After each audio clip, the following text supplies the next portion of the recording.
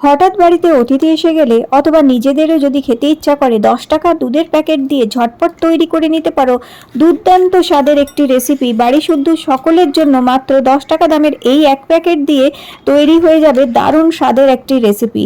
আর এটা খেতে এত সুন্দর হয়, এতই ভালো হয় যে কি বলবো। তো এখানে দেখো, সবার প্রথমে আমি একটু বেশি পরিমাণ তৈরি করার জন্য আমি 2 প্যাকেট এখানে গুঁড়ো দুধের প্যাকেট নিয়ে নিয়েছি। এক একটা প্যাকেটের দাম মাত্র 10 টাকা করে।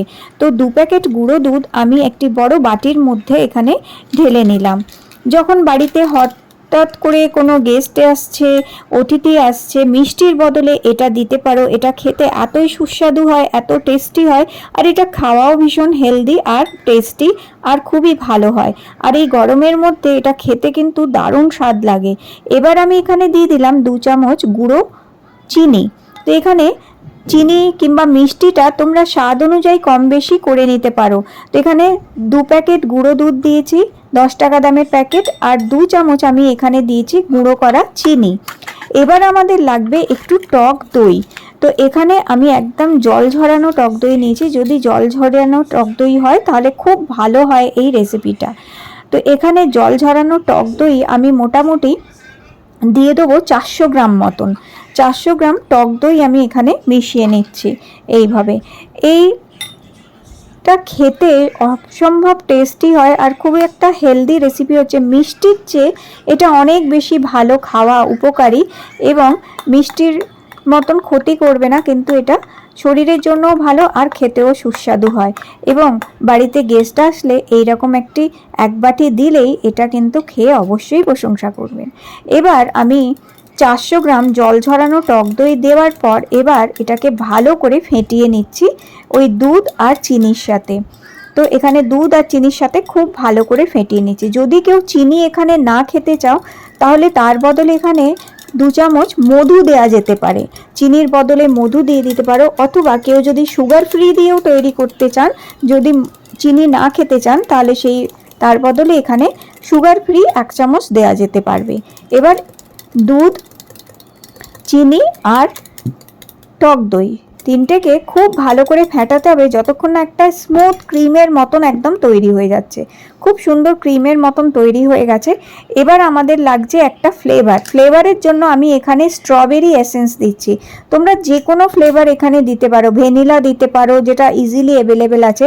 যদি কোনো রকমের ফ্লেভার না থাকে তাহলে লেবুর খোসা একটুখানি কুড়িয়ে নিয়ে এর মধ্যে দিয়ে দিতে পারো। গন্ধরাজ লেবু কিংবা যে কোনো লেবুর খোসা কিংবা কমলা লেবুর একটু খোসা এখানে কুড়িয়ে দিয়ে দিলেও তারও কিন্তু গন্ধতে এটা অপূর্ব সুন্দর খেতে হয়।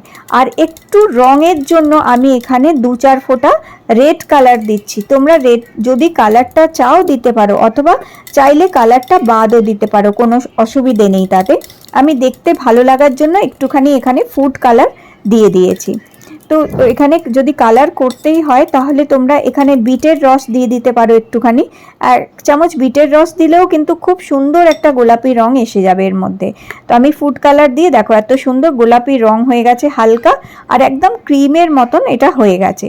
এবার এখানে আমি 4টে বাটি নিয়ে নিয়েছি, মাটির বাটি নিয়েছি। যদি মাটির বাটিতে করতে পারো কিংবা মাটির খুঁড়িতে এটা করো তাহলে কিন্তু এর স্বাদও অনেক বেশি ভালো হয় এবং এটা দেখতেও সুন্দর লাগে আর জিনিসটা তৈরিও হয় খুব ভালো। তো প্রত্যেকটা বাটিতে আমি সমান সমান করে একদম এই মিশ্রণটা ভরে নিচ্ছি এইভাবে। তো প্রতিটা বাটিতে আমি এইভাবে দিয়ে নেবো। আচ্ছা, এইটা তৈরি করে ফ্রিজে 4-5 দিন অবধি রেখেও ব্যবহার করতে পারবে। যদি বাড়িতে অতিথি আসার কথা থাকে তাহলে 2-3 দিন আগেও এটা তৈরি করে রেখে দেওয়া যেতে পারে, কারণ এটা ফ্রিজে অনেক দিন রাখতে পারবে। 4টে বাটিতে আমি সুন্দরভাবে এখানে সমানভাবে ভরে নিয়েছি। এবার আমি এখানে নিয়েছি কিছু স্ট্রবেরি। যেহেতু আমি এর মধ্যে স্ট্রবেরি এসেন্স দিয়েছি তাই আমি কিছু ফ্রোজেন স্ট্রবেরি নিয়েছি। তোমরা যে কোনো ফল দিয়ে এটা করতে পারো। তো যে কোনো ফল, পছন্দের যে কোনো ফল এখানে নেওয়া যেতে পারে। যে ফলটা খেতে ভালোবাসো, যে ফলের স্বাদ ভালো লাগে সেই ফলই তোমরা এখানে দিতে পারো। তো আমার কাছে কিছু ফ্রোজেন স্ট্রবেরি ছিল, সেগুলোই আমি এখানে ছোট ছোট করে আগে টুকরো করে নিচ্ছি এইভাবে।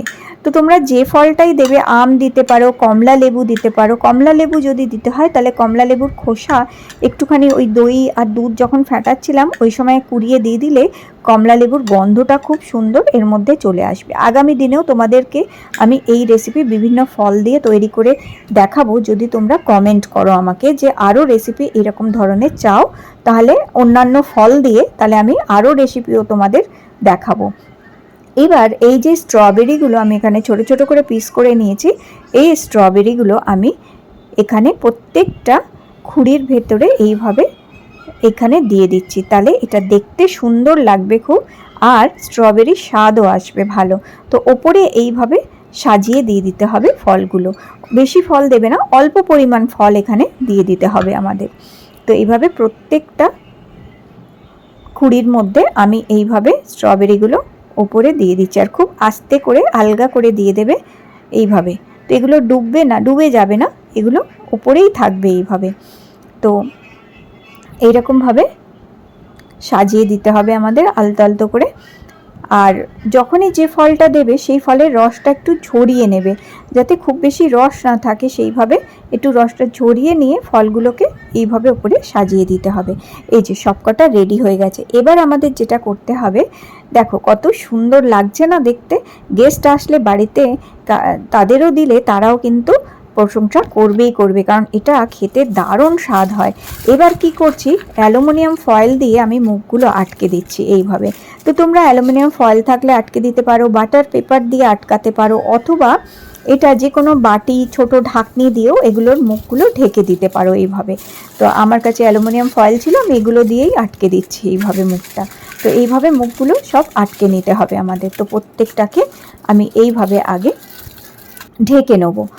এইবার আমি দেখো একটা প্লেটে নিয়ে নিয়েছি। এবার আমি যেটা করছি, আমি চলে যাচ্ছি ফ্রিজে। এগুলোকে এবার ফ্রিজে রাখতে হবে। এটা কিন্তু ডিপ ফ্রিজে রাখবে না, নর্মাল ফ্রিজে। আমি এই যে নর্মাল ফ্রিজে এগুলোকে রাখবো। তো আমি এখানে নর্মাল ফ্রিজে এগুলোকে রেখে দিচ্ছি। তো ফ্রিজে আমি 1 ঘন্টা রেখে দিয়েছিলাম। ঠিক 1 ঘন্টা পর আমি এবার এটা বার করে নিচ্ছি। চলো এবার দেখি 1 ঘন্টা পর এটাকে বার করে এটা কেমন হয়েছে। এটি এত সুন্দর জমে যায় বন্ধুরা, এই দেখো এটা সুন্দরভাবে জমে গেছে আর খুব ভালো দেখতে হয়েছে। তো দেখো এখানে আমি একটু চামচ দিয়ে তুলে দেখাচ্ছি তোমাদের। দেখো কত সুন্দর জমেছে, দেখতেই পাচ্ছ। এটা পুরো ক্রিমের মতন ছিল, কিন্তু এখন সুন্দরভাবে কিন্তু এটি জমে গেছে। আর এটা খেতে দারুণ টেস্ট হয়, দারুণ সুস্বাদু হয়। এতে কিচ্ছু করতে হবে না, না গ্যাস জ্বালাতে হবে, না কিছু করতে হবে। গ্যাস না জ্বালিয়েই এইরকমভাবে দারুণ টেস্টি একটা মিষ্টি রেসিপি তৈরি করতে পারো বাড়িতে গেস্ট আসলে। তাহলে রেসিপি ভালো লেগে থাকলে লাইক দিয়ে চ্যানেলটি সাবস্ক্রাইব করে রেখো। আবার দেখা হবে নতুন রেসিপি।